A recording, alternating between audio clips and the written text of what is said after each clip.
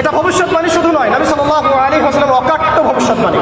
তিনি বলেছেন ঈসা আলাইহিস সালামের হাতে যেই ফিলিস্তিনে আজকে মজলুম বোনদেরকে শহীদ করা হচ্ছে, বাচ্চাদের মাথার খুলি উড়িয়ে দেওয়া হচ্ছে, আমাদের ভাইদেরকে জীবন্ত পুড়িয়ে মারা হচ্ছে, ওই ফিলিস্তিনে লিখে রাখেন আপনারা, মিডিয়া দিয়ে প্রচার করে দিয়েন, এই ফিলিস্তিনের বাবে লুত নামক জায়গায় তাদের মিসায়া, তথাকথিত মিসায়া মাসিহুদ দাজ্জালকে ঈসা আলাইহিস সালাম হত্যা করবেন ইনশাআল্লাহ।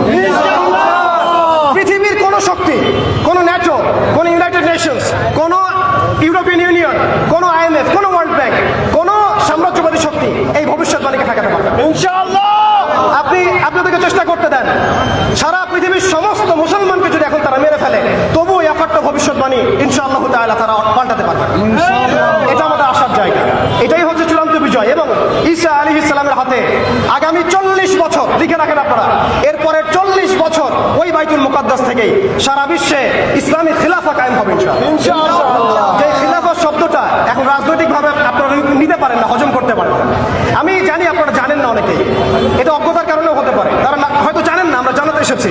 এই যে খিলাফা শব্দটা তারা নিতে পারে না, এই খিলাফাই হবে পৃথিবীর শেষ শাসন ইনশাআল্লাহ।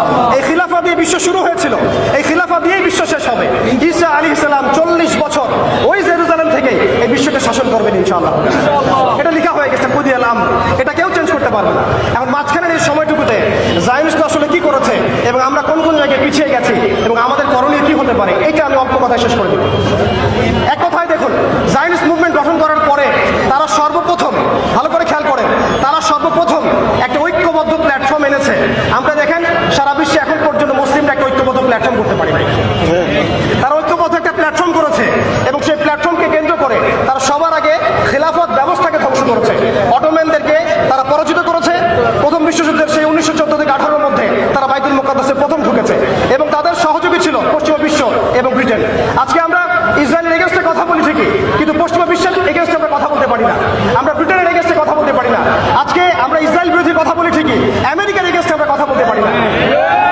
আজকে আমরা তাদের পণ্য বয়কট নিয়ে কথা বলি, এটাও দরকার আছে, কিন্তু তাদের আদর্শ দিয়ে আমাদের ব্যক্তি জীবন, পারিবারিক জীবন, সামাজিক জীবন, ইভেন রাজনৈতিক অর্থনৈতিক জীবন পর্যন্ত ঢেলে সাজানো হয়েছে, এগুলো আমরা ছাড়তে পারি না।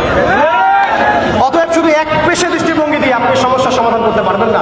এই সমস্যা অনেক গভীর এবং এটা এত দেরি হয়ে গেছে। আমরা 100 বছর পরে এগুলো নিয়ে কথা বলছি, বিগত 100 বছর আগেই আমাদের এগুলো নিয়ে সচেতন হওয়া উচিত ছিল। এমন নয় যে তৎকালীন সময়কার ভাইরা সচেতন ছিলেন না বা তারা কাজ করেন নাই, করেছেন, কিন্তু এটাই পরীক্ষা, এটা আল্লাহ পাকের মহাপরিকল্পনা।